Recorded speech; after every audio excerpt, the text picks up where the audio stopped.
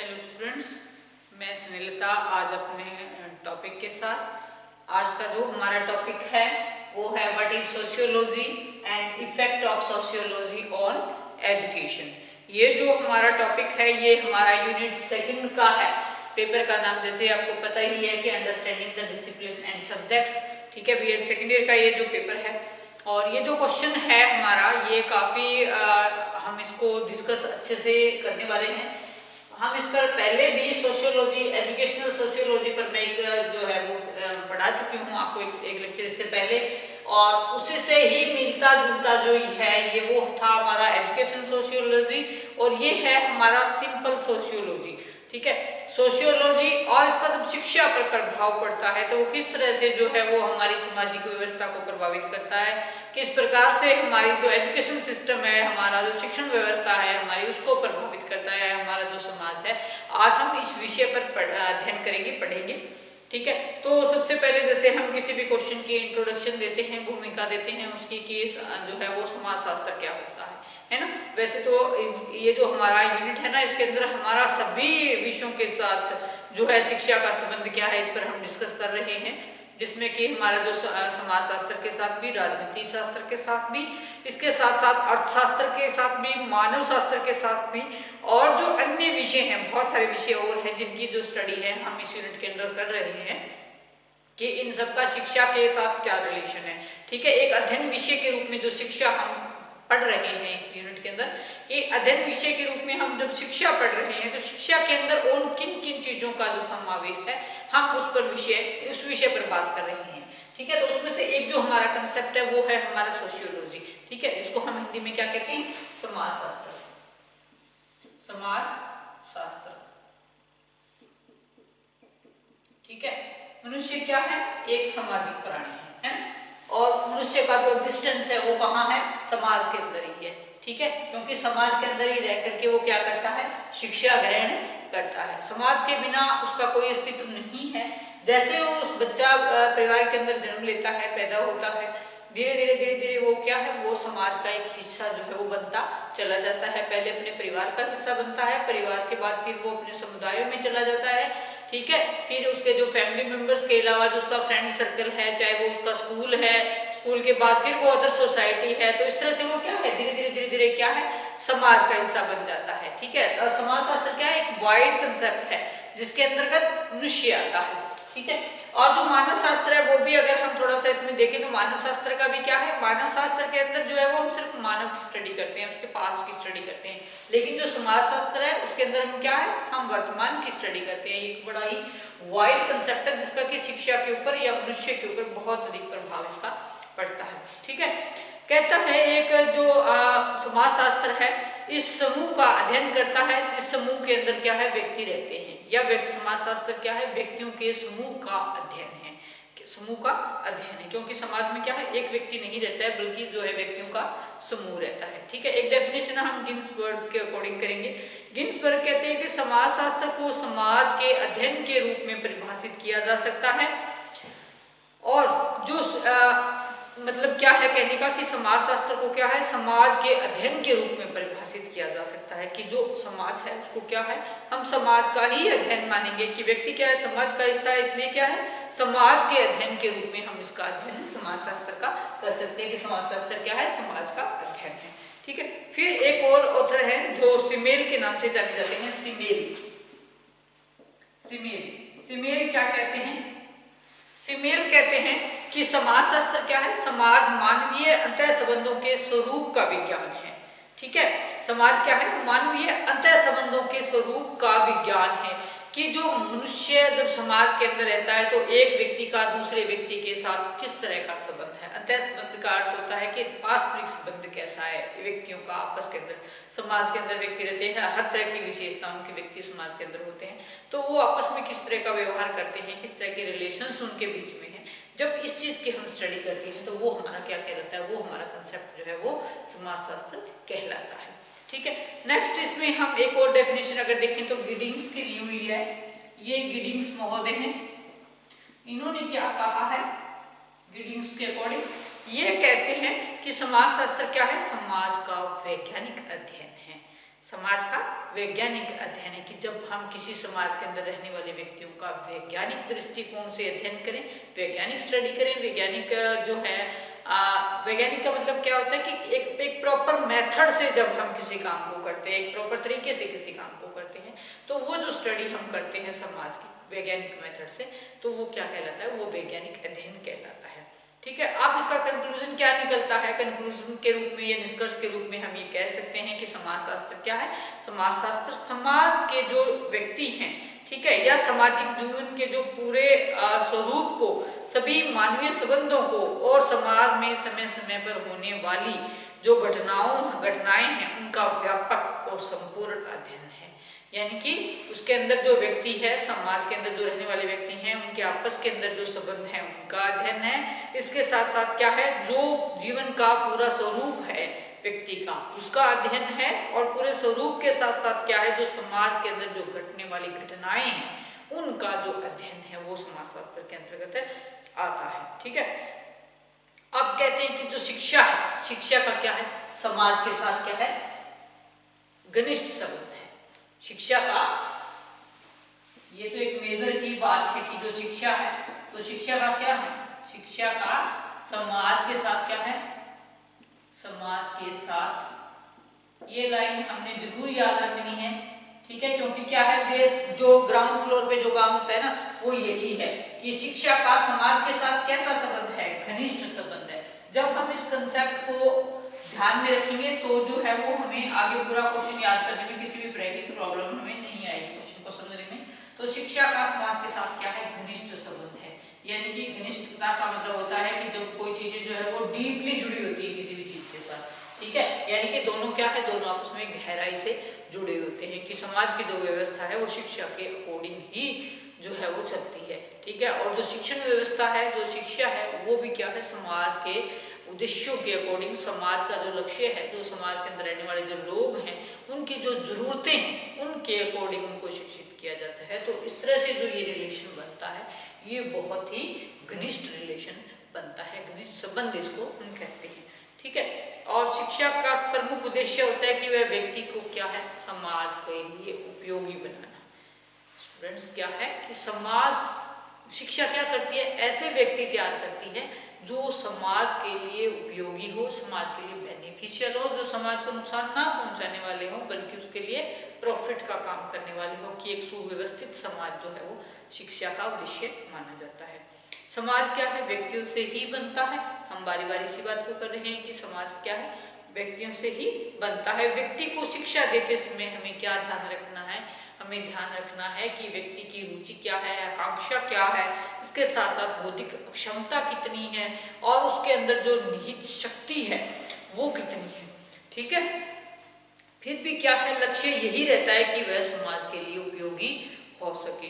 ठीक है, कोई व्यक्ति चाहे कितना ही विद्वान हो, कितना ही चाहे क्या है बलवान हो, कितना ही तपस्वी हो, लेकिन अगर वह समाज के काम नहीं आ सकता या समाज जो है उसका बहिष्कार करता है, समाज उसको पसंद नहीं करता, तो ऐसे व्यक्ति को समाज एक्सेप्ट नहीं करता है।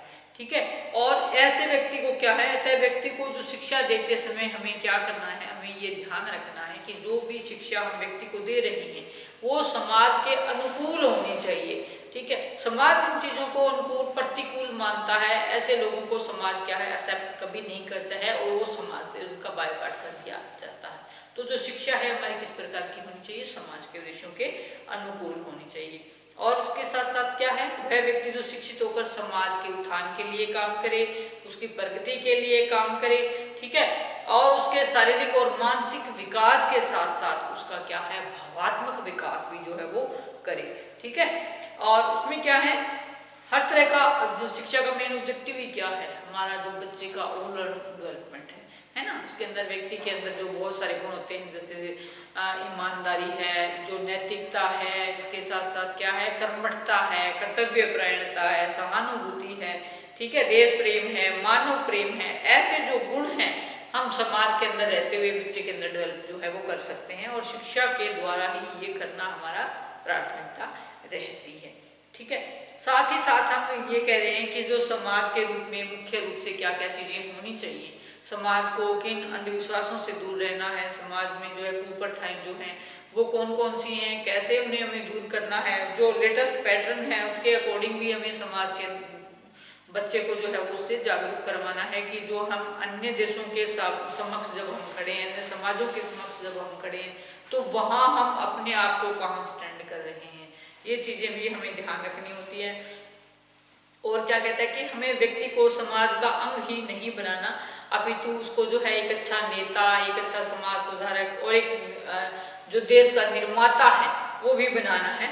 इसमें क्या है, इसमें जो है नेतृत्व के गुणों का विकास करके भी जो है हम बच्चे का उत्थान कर सकते हैं। क्योंकि कई बार क्या है कि जो देश के अंदर जो हम नेता तैयार करते हैं, जो लीडरशिप की क्वालिटी हम तैयार करते हैं, आगे चलकर वैश्विक स्तर पर भी जो है वो क्या है हमारे देश का नाम रोशन करते हैं, है ना। जैसे लेटेस्ट के रूप में भी अगर हम देखें तो हमारे जो देश के बड़े बड़े नेता हैं वो विदेशों में जाकर भी काफ़ी अच्छे पदों पर जो है वो सुशोभित हैं, है ना। एट प्रेजेंट हमारे जो इंडिया का, अमेरिका का जो एक लेडी हमारी इंडिया की जो हैं वो भी अमेरिका के बहुत ही अच्छे पद पर सुशोभित हुई हैं, आप सभी जानते भी होंगे, ठीक है। तो इस तरह से क्या है, कई बार जो है वो संयुक्त राष्ट्र संघ के भी जो के अंदर भी जो है हमारे देश के जो नेता हुए हैं उन्होंने अपने पदों को सुशोभित किया है और जो देश का नाम रोशन किया है। तो इस तरह से देश के लिए काम करना भी और समाज के लिए भी काम करना, दोनों को ऐसे लोगों को तैयार करना, ऐसे नागरिक तैयार करना हमारी शिक्षा के किसमें प्राइमरी ऑब्जेक्टिव्स के अंदर आते हैं, ठीक है। अब हम थोड़ा सा, ये तो हो गया कि व्हाट इज सोशियोलॉजी, है ना, समाज शास्त्र क्या है। अब हम इसमें आगे चले तो effect of sociology on education, क्या प्रभाव पड़ेगा हमारी शिक्षा का, हमारी सोशियोलॉजी का शिक्षा, ठीक है।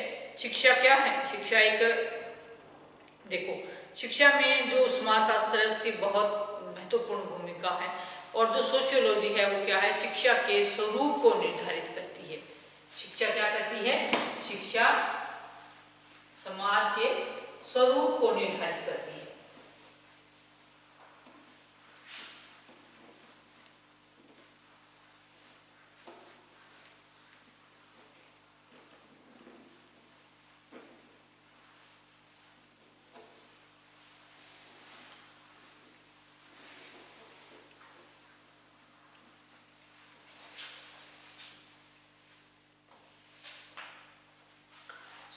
Effect of sociology on education, हम इसमें करें कि शिक्षा क्या है, समाज का जो मूल आधार है, जो शिक्षा का मूल आधार क्या है, समाज और उसकी आवश्यकताएं हैं, ठीक है। पहला पॉइंट हम इसमें लिख सकते हैं कि जो शिक्षा है, शिक्षा का मूल आधार क्या है, शिक्षा का जो मूल आधार है, शिक्षा का जो मूल आधार है वो क्या है, समाज और उसकी आवश्यकताएं हैं, समाज और उसकी आवश्यकताएं, इसी बेस पर जो है वो शिक्षा काम करती है। समाज, जो शिक्षा का मूल आधार क्या है, समाज और उसकी आवश्यकताएं, ठीक है, ये चीज है। जब हम इस कंसेप्ट को ध्यान में रखते हैं तो ये सारा सिनेरियो अपने आप ही क्लियर हो जाता है कि क्योंकि जैसा समाज होगा, जैसे वहाँ की जरूरतें होंगी, वैसे ही जो स्वरूप है हमारा शिक्षा का हमें तय करना पड़ेगा, ठीक है। किसी भी समाज की जो आकांक्षाएं हैं, आशाएं हैं, भावी संभावनाएं हैं, और उसकी शिक्षा प्रणाली का प्रतिबिंब होती है ना, प्रतिबिंब होती है। प्रतिबिंब का मतलब क्या होता है, आईना होती है क्योंकि समाज से अलग शिक्षा की कल्पना नहीं की जा सकती। शिक्षा हमें देनी किसको है, जो समाज में लोग रह रहे हैं उन्हें ही हमें शिक्षित करना है। तो समाज के बिना शिक्षा के अस्तित्व का, एग्जिस्टेंस की हम कल्पना नहीं कर सकते। शिक्षा और समाज एक दूसरे के पूरक हैं, ठीक है। बहुत ही अच्छी स्टेटमेंट है ये कि जो शिक्षा है और जो समाज है दोनों क्या है, एक दूसरे के पूरक हैं। शिक्षा और समाज एक दूसरे के पूरक हैं। ये कुछ एक मेन बातें निकल के आती हैं किसी भी क्वेश्चन के अंदर, जिसको हम पॉइंट आउट करें तो ध्यान रखें, तो इसे याद करना और उस कंसेप्ट को समझना बहुत ही इजी हो जाता है। जैसे ये लाइन है कि शिक्षा और समाज एक दूसरे के पूरक हैं, है ना, एक दूसरे के पूरक हैं। पूरक क्या होता है, जो एक दूसरे की कमी पूरी करे, है ना, जिनके बिना जो है सर्वाइव करना, दूसरे का सर्वाइव करना मुश्किल हो, ठीक है। फिर है, अतः समाज से पृथक शिक्षा की कल्पना नहीं की जा सकती। शिक्षा और समाज क्या है, एक दूसरे से पूरक है, इसलिए एक दूसरे के बिना एक दूसरे की कल्पना नहीं की जा सकती। कि ऐसा नहीं है कि हम सिर्फ जो समाज से हमारा काम चल जाए, शिक्षा की जरूरत ना पड़े, और ऐसा भी नहीं है कि शिक्षा की हमें जरूरत पड़े और समाज की जरूरत ना पड़े, है ना, ऐसा नहीं है। तो दोनों चीजें क्या है, इंटरडिपेंडेंट है। फिर कहता है कि समाज गत्यात्मक होता है और यह जो हमेशा क्या है, परिवर्तित होता रहता है। ये कंसेप्ट हम सभी जानते हैं कि जो समाज का जो स्वरूप है वो क्या है, परिवर्तनशील है, कि हर दिन जो है वो कुछ ना कुछ चेंजिंग जो है वो हमारी समाज के अंदर होते रहते हैं, क्योंकि व्यक्ति का जीवन ही क्या है, परिवर्तनशील है। व्यक्ति की प्रवृत्ति क्या है, परिवर्तन को व्यक्ति पसंद करता है, कि किसी भी चीज को वो रूटीन के अंदर करते करते उब जाता है, और जो परिवर्तन है वो अवश्यंभावी जिसको हम कहते हैं वो घटना है, और चेंजिंग जो है वो मस्ट है। ठीक है, तो कहता है कि समाज के साथ गतिशील होने से ही जो है वो क्या है, विद्यालय का भी कल्याण है, चाहे विद्यालय में पढ़ रहा है बच्चा, चाहे यूनिवर्सिटीज में पढ़ रहा है, चाहे कॉलेज में पढ़ रहा है, कहीं भी पढ़ रहा है, लेकिन जो परिवर्तन है जो समाज के अंदर हो रहे हैं, अगर वो हमारी इन संस्थाओं के अंदर होने भी क्या है, जरूरी है। ठीक है, अन्यथा क्या है, समाज से जो है वो क्या है, जो ये शिक्षण संस्थाएं हैं, चाहे स्कूल है, कॉलेजेस हैं, यूनिवर्सिटीज हैं, ये कट हो जाएंगी, है ना। तो जो चीजें समाज के अंदर हो रही हैं, जैसे अभी पीछे अभी कोविड आया, सभी जानते हैं कोविड के अंदर क्या हुआ, कि एक ऐसी बीमारी फैली, जो एक ऐसा वायरस आया कि एक दूसरे के संपर्क में आने से फैला था, है ना, सभी जानते हैं इस चीजों को। तो लेकिन क्या है, लेकिन ये आया तो समाज के अंदर आया, लेकिन कोई भी यूनिवर्सिटी या कोई भी जो कॉलेज, कोई भी स्कूल, आपने देखा होगा कि कोई भी ऐसी संस्था नहीं थी जिसने जो है इस जो सामाजिक प्रकोप था या जो प्राकृतिक प्रकोप आप इसको कह लीजिए, कि इसको इसके विरुद्ध काम ना किया हो, है ना। अगर ये चीजों को इनसे अलग रखा जाता तो देखिए कितने ज्यादा बच्चे जो है वो कितनी ज्यादा संख्या में संक्रमित हो जाते, है ना, कितना ज्यादा जो अधिकारी वर्ग काम करने वाला है, जो कर्मचारी वर्ग काम करने वाला है ना। तो जो समाज के साथ हर एक घटना का, हर एक समाज के अंदर घटने वाली घटना का शिक्षा के अंदर और जो शिक्षण संस्थाएं हैं, हर जगह जो वहां पर तालमेल होना बहुत जरूरी है, दोनों का कोऑर्डिनेशन होना बहुत जरूरी है। ठीक है, कहता है कि जिसमें और इसी से क्या है, विद्यालय जो है वो अपने आप में, और विद्यालय में क्या है, अपने आप में एक संकुचित समाज है जिसमें बच्चों का विकास होता है। यदि वह छोटा जो समाज बाहर के विस्तृत समाज के साथ प्रगति नहीं करता तो जो उसकी उपयोगिता है वो क्या हो जाती है, संदिग्ध हो जाती है। यानी कि अगर वो साथ तालमेल नहीं बिठाएगा समाज के साथ तो क्या होगा, वहां पर उस पर क्वेश्चन मार्क लग जाएगा। संदिग्ध का मतलब क्या है, जो कि घेरे में आ जाए, संदेह के घेरे में आ जाए, वही चीज क्या है, संदिग्ध है ना।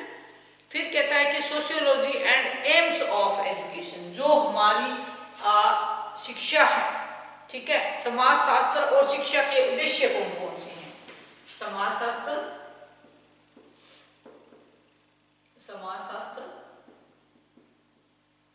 और शिक्षा के उद्देश्य,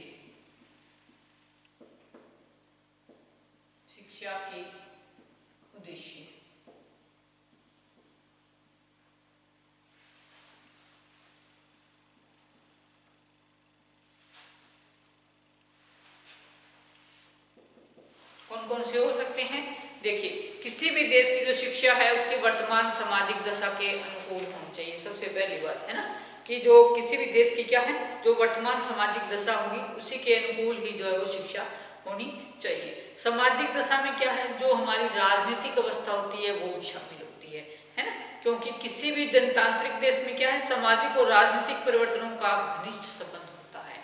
और जो शिक्षा का उद्देश्य क्या है, ऐसे व्यक्तियों का निर्माण करना है जो जनतांत्रिक जीवन के अनुकूल बन सकें और वे समाज में अपने आप को संतुलित रख सकें और समायोजित कर सकें। बहुत ही अच्छी बात इन्होंने यहाँ पर बताई कि जो शिक्षा में क्या है, शिक्षा चाहती है कि व्यक्ति हर जगह एडजस्ट हो जाए समाज के अंदर। शिक्षा का मेन मोटिव क्या है, बच्चे को समायोजित करना, एडजस्टमेंट सिखाना, बच्चे का जो है वो हर एंगल से विकास हो, चाहे वो फिजिकल कंसेप्ट हो, एस्पेक्ट हो, चाहे वो पॉलिटिकल एस्पेक्ट हो, चाहे वो सोशल एस्पेक्ट हो, चाहे वो मोरल एस्पेक्ट हो, कोई भी एस्पेक्ट हो सकता है इसमें।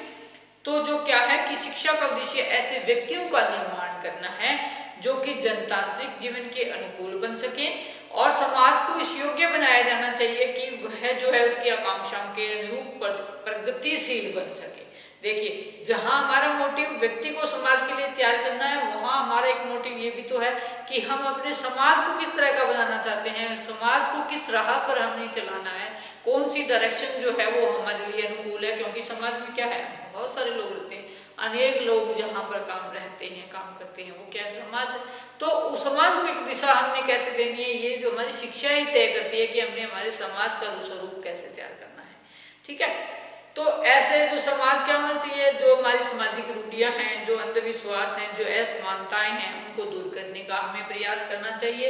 इसके साथ साथ शिक्षा का जो एक काम मुख्य है, यह है कि वह व्यक्तियों में ऐसी क्षमता पैदा करे कि वह अपनी उन्नति के साथ साथ अपने चतुर्दिक समाज का उत्थान भी कर सके, कि सिर्फ पर्सनल ही उन्नति ना करें, बल्कि जो पूरे समाज का जो उत्थान है वो कर सकें। ठीक है, यही कारण है कि शैक्षिक समाजशास्त्री शिक्षा के सामाजिक उद्देश्यों पर बल देते हैं। किस पर बल देते हैं? शिक्षा के सामाजिक उद्देश्यों पर बल देते हैं। शिक्षा के सामाजिक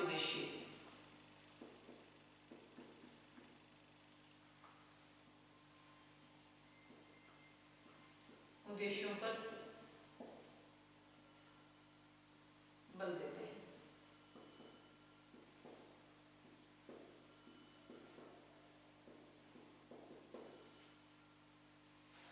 ठीक है, सामाजिक उद्देश्यों पर बल देते हैं। अब उपयुक्त कारणों से क्या है, अध्यापक को शैक्षिक समाजशास्त्र का अध्ययन जो है वो करना चाहिए और समाज की आवश्यकताओं के अनुकूल नागरिकों का निर्माण भी करना चाहिए। और इसका ये कर्तव्य होना चाहिए अध्यापक का कि वो क्या है, कि वो जो है समाज की आवश्यकताओं को ध्यान में रखे, शैक्षिक समाजशास्त्र क्या है इसका अच्छे से अध्ययन करे और जो समाज की जरूरतें हैं उसी के अकॉर्डिंग ही अपने बच्चों को पढ़ाए, अपने स्टूडेंट्स को पढ़ाए, उनको अवेयर करे समाज की जो वर्तमान में क्या जरूरतें हैं, कैसे हम उन्हें पूरी करनी है, इन चीज़ों का ध्यान रखें।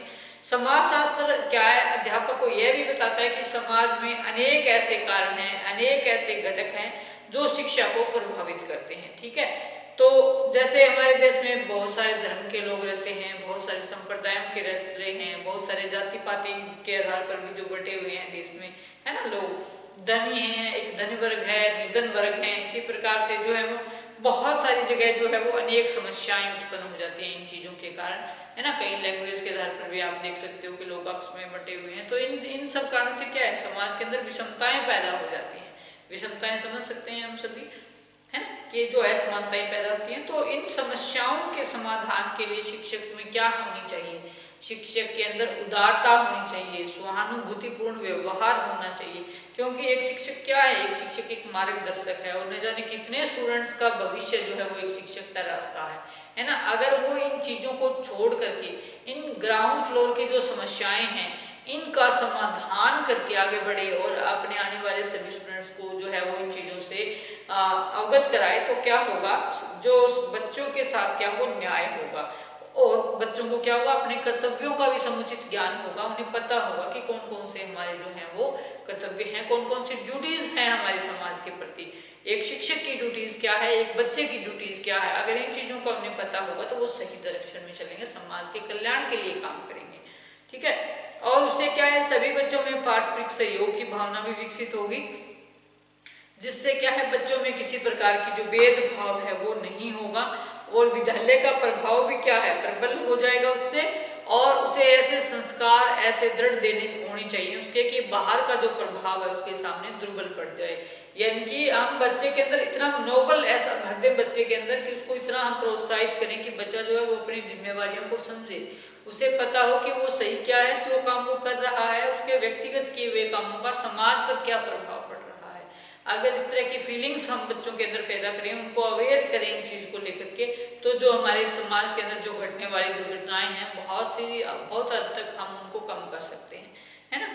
फिर है, अध्यापक की सफलता भी इसी में ही है कि उसके छात्र बाह्य संसार से प्रभावित न होकर के बाह्य संसार को अपने आचरणों से प्रभावित करे, यानी कि हमारे अंदर जो स्किल्स हैं, जो गुण हैं, उससे दूसरा प्रभावित हो। ठीक है, ना कि हम जो है अदर लोगों को देख करके हम अपने आप को परिवर्तन करें, नहीं, हमारे अंदर जो सुआचरण है, जो गुण है हमारे अंदर, हम अपना प्रभाव दूसरों पर छोड़े। शिक्षा ऐसा सिखाती है, अध्यापक को ऐसा सिखाना चाहिए बच्चों को, है ना, ताकि, क्योंकि अदर्स टीचर क्या होता है, टीचर एक रोल मॉडल के रूप में काम करता है ना, जिसको बहुत बच्चे फॉलो करते हैं। तो एक अध्यापक के अंदर ये गुण है, तो अध्यापक क्या है, समाज का एक सदस्य है और सक्रिय सदस्य है, जो न जाने कितने बच्चों का भविष्य के निर्माण का काम करता है, रीढ़ की हड्डी का काम करता है अध्यापक। ठीक है। तो विद्यालय की जो मान मर्यादा की रक्षा करना है और उसका सबसे क्या है जीवन का उच्च उद्देश्य होना चाहिए, है ना। हर जो अध्यापक है उसको ध्यान रखना चाहिए कि किस प्रकार से हम जो है वो अपने समाज की, अपने विद्यालय की किस प्रकार से रक्षा कर सकते हैं। जहाँ पर हम जिस संस्था के अंदर काम कर रहे हैं उसका नाम कैसे रोशन हो, कैसे वहाँ पर जो है वो वैज्ञानिक दृष्टिकोण हम अपनाएं और जो है वो जो वर्तमान की जो जरूरतें हैं उनके अकॉर्डिंग हम उसको कैसे ढालें, वर्तमान की शिक्षा प्रणाली का स्वरूप हम समाज के अकॉर्डिंग डालें, ठीक है, करें। तो ये था थोड़ा सा हमारा समाजशास्त्र और शिक्षा का उद्देश्य जो हमने अभी पढ़ा। और इसमें हमने आज देखो स्टूडेंट्स क्या पढ़ा है। आज का हमारा क्वेश्चन बनता है कि समाजशास्त्र हम किसे कहते हैं, what is sociology and effect of sociology on education, कि समाजशास्त्र का शिक्षा पर क्या प्रभाव पड़ता है। जिसमें मेनली हमें दो कंसेप्ट पहले करने हैं, समाजशास्त्र क्या है और दूसरा शिक्षा क्या है, और दोनों आपस में किस तरह से जुड़े हुए हैं, क्या एक दूसरे के पूरक हैं, कि इनके बीच कितना घनिष्ठ संबंध पाया जाता है, शिक्षा के ऑब्जेक्टिव क्या हैं, समाजशास्त्र के ऑब्जेक्टिव क्या है। तो हमने आज इस टॉपिक को थोड़ा सा क्लियर किया, ठीक है। तो जो हमने ये भी पढ़ा कि जो समाजशास्त्र का शिक्षा पर प्रभाव है वो बहुत ज़्यादा है, क्योंकि जो समाजशास्त्र है वो क्या है, शिक्षा के स्वरूप का जो है वो निर्धारण करता है ना। जिस तरह का समाज होगा हमारी शिक्षा की भूमिका भी उसमें अपना अत्यंत महत्वपूर्ण रोल अदा करेगी, ठीक है। फिर थोड़ा सा हमने शिक्षा के उद्देश्यों के बारे में पढ़ा कि प्रत्येक व्यक्ति को संतुलित और संयोजित समायोजित करना जो है हमारी शिक्षा का उद्देश्य माना जाता है, ठीक है। और अध्यापक के विषय में भी हमने पढ़ा कि अध्यापक को क्या है, ऐसे संस्कारों का निर्माण अपने बच्चों के अंदर करना चाहिए ताकि जो बच्चा है वो बाह्य प्रभाव के अंदर ना आते हुए अपना प्रभाव समाज के ऊपर छोड़े, समाज की कुरीतियों को दूर करे और एक सफल समाज के निर्माण में अपना योगदान दे। तो स्टूडेंट्स आई होप आज का लेक्चर आपको अच्छा लगा होगा। Thank you.